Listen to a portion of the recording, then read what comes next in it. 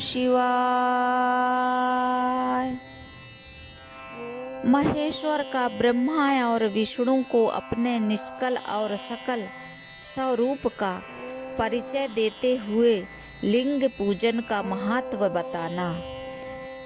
शिव पुराण में नंदीकेश्वर कहते हैं, तदंतर दोनों ब्रह्मा और विष्णु भगवान शंकर को प्रणाम करके दोनों हाथ जोड़कर उनके दाएं बाएं भाग में चुपचाप खड़े हो गए। फिर उन्होंने वहां साक्षात प्रकट पूजनीय महादेव जी को श्रेष्ठ आसन पर स्थापित करके पवित्र पुरुष वस्तुओं द्वारा उनका पूजन किया। दीर्घ काल तक अविकृत भाव से सुस्थिर रहने वाली वस्तुओं को पुरुष वस्तु कहते हैं और अल्प काल तक ही टिकने वाली क्षणभंगुर वस्तुएं प्राकृत वस्तु कहलाती है। इस तरह वस्तु के ये दोनों भेद जानने चाहिए। किन पुरुष वस्तुओं से उन्होंने भगवान शिव का पूजन किया, यह बताया जाता है।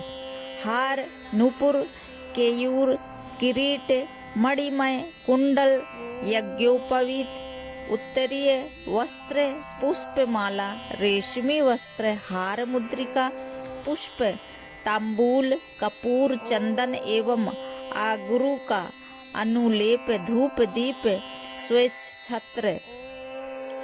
छत्र, व्यंजन, ध्वजा, चंवर तथा अनन्य दिव्य उपहारों द्वारा जिनका वैभव वाणी और मन की पहुँच से परे था, जो केवल पशुपति परमात्मा के ही योग थे और जिन्हें पशुबद्ध जीव कदापि नहीं पा सकते थे, उन दोनों ने अपने स्वामी महेश्वर का पूजन किया।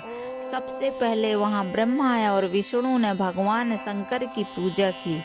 इससे प्रसन्न हो भक्ति पूर्वक भगवान शिव ने वहां नम्र भाव से खड़े हुए उन दोनों देवताओं से मुस्कुराकर कहा।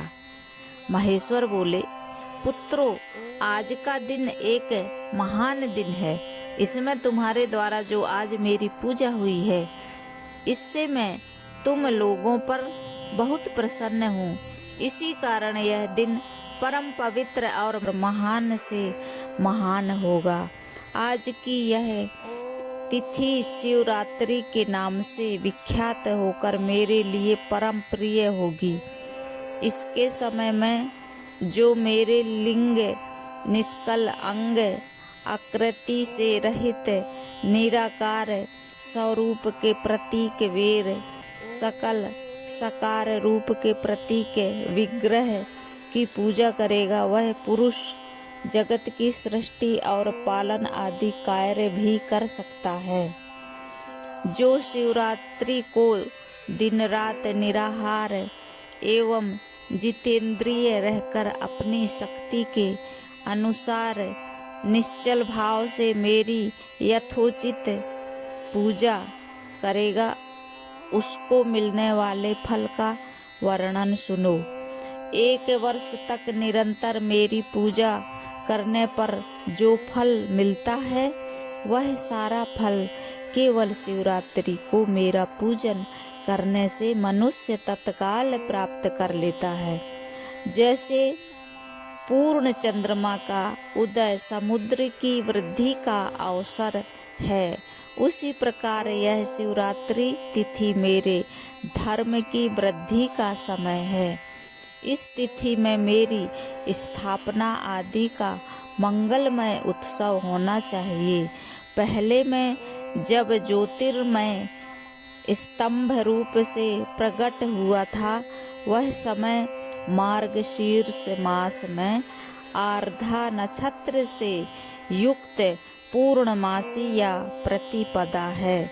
जो पुरुष मार्गशीर्ष मास में आर्द्रा नक्षत्र होने पर पार्वती सहित मेरा दर्शन करता है अथवा मेरी पूजा या लिंग की ही झांकी करता है, वह मेरे लिए कार्तिकेय से भी अधिक प्रिय है। उस शुभ दिन को मेरे दर्शन मात्र से पूरा फल प्राप्त होता है। यदि दर्शन के साथ साथ मेरा पूजन भी किया जाए तो इतना अधिक फल प्राप्त होता है कि उसका वाणी द्वारा वर्णन नहीं हो सकता। वहाँ पर मैं लिंग रूप से प्रकट होकर बहुत बड़ा हो गया था। अंततः उस लिंग के कारण यह भूतल लिंग स्थान के नाम से प्रसिद्ध हुआ। जगत के लोग इसका दर्शन और पूजन कर सके, इसके लिए यह अनादि और अनंत ज्योतिष स्तंभ अथवा ज्योतिर्मय लिंग अत्यंत छोटा हो जाएगा। यह लिंग सब प्रकार के भोग सुलभ कराने वाला तथा भोग और मोक्ष का एकमात्र साधन है। इसका दर्शन, स्पर्श और ध्यान किया जाए तो यह प्राणियों को जन्म और मृत्यु के कष्ट से छुड़ाने वाला है। अग्नि के पहाड़ जैसा जो यह शिवलिंग यहाँ प्रकट हुआ है, इसके कारण यह स्थान अरुणाचल नाम से प्रसिद्ध होगा। यहाँ अनेक प्रकार के बड़े बड़े तीर्थ प्रकट होंगे। इस स्थान में निवास करने या मरने से जीवों का मोक्ष तक हो जाएगा। मेरे 2 रूप हैं, सकल और निष्कल। दूसरे किसी के ऐसे रूप नहीं है। पहले मैं स्तंभ रूप से प्रकट हुआ, फिर अपने साक्षात रूप से ब्रह्मा भाव मेरा निष्कल रूप है और महेश्वर भाव सकल रूप है। ये दोनों मेरे ही सिद्ध रूप हैं। मैं ही परब्रह्म परमात्मा हूँ। कला युक्त और अकल मेरे ही स्वरूप हैं। पर ब्रह्म होने के कारण मैं ईश्वर भी हूँ। जीवों पर अनुग्रह आदि करना मेरा कार्य है। ब्रह्मा और केशव मैं सबसे बृहत और जगत की वृद्धि करने वाला होने के कारण ब्रह्म कहलाता हूँ। सर्वत्र समरूप से स्थित और व्यापक होने से मैं ही सबका आत्मा हूँ। सर्ग से लेकर अनुग्रह तक आत्मा या ईश्वर से भिन्न जो जगत संबंधी 5 कृत्य हैं, वे सदा मेरे ही हैं। मेरे अतिरिक्त दूसरे किसी के नहीं हैं, क्योंकि मैं ही सबका ईश्वर हूँ।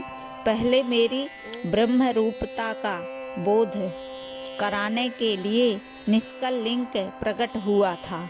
फिर अज्ञात ईश्वर तत्व का साक्षात्कार कराने के निमित्त में साक्षात जगदीश्वर ही सकल रूप में तत्काल प्रकट हो गया। अंततः मुझ में जो ईश तत्व है उसे ही मेरा सकल रूप जानना चाहिए, तथा जो यह मेरा निष्कल स्तंभ है वह मेरे ब्रह्म स्वरूप का बोध कराने वाला है। यह मेरा ही लिंग चिन्ह है। तुम दोनों प्रतिदिन यहाँ रहकर इसका पूजन करो। यह मेरा ही स्वरूप है और मेरे समीप्य की प्राप्ति कराने वाला है। लिंग और लिंगी में नित्य अभेद होने के कारण मेरे इस लिंग का महान पुरुषों को भी पूजन करना चाहिए। मेरे एक लिंग की स्थापना करने का यह फल बताया गया है कि उपासक को मेरी समानता की प्राप्ति हो जाती है। यदि एक के बाद दूसरे शिवलिंग की भी स्थापना कर दी गई, तब तो उपासक को फल स्वरूप से मेरे साथ एक तत्व संयुज्य मोक्ष रूप फल प्राप्त होता है। प्रधानतया शिवलिंग की ही स्थापना करनी चाहिए। मूर्ति की स्थापना उसकी अपेक्षा गौड़ कर्म है। शिवलिंग के अभाव में सब ओर से सवेर मूर्ति युक्त होने पर भी वह स्थान क्षेत्र नहीं कहलाता है।